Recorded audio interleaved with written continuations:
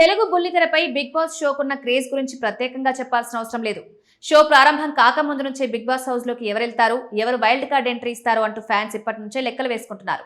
త్వరలోనే big boss season 10 సందడి మొదలు కానుంది. దానికి ముందే బిగ్ బాస్ అగ్ని పరీక్షతో హీటెక్కించేందుకు సిద్ధమవుతున్నారు.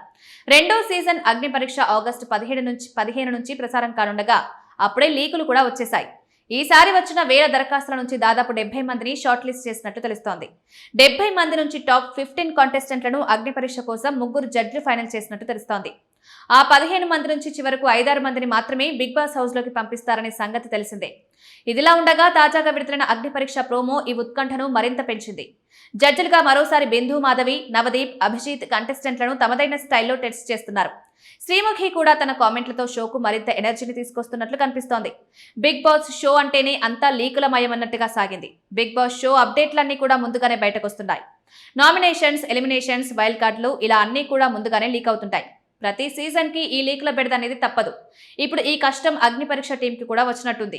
కాగా అగ్ని పరీక్ష ప్రసారమే కాలేదు, అప్పుడే లీకులు కూడా వచ్చేశాయి. 70 మంది అగ్ని వారియర్స్ నుంచి టాప్ 15 కంటెస్టెంట్లను 3 జడ్జిలు ఫైనల్ చేశారు.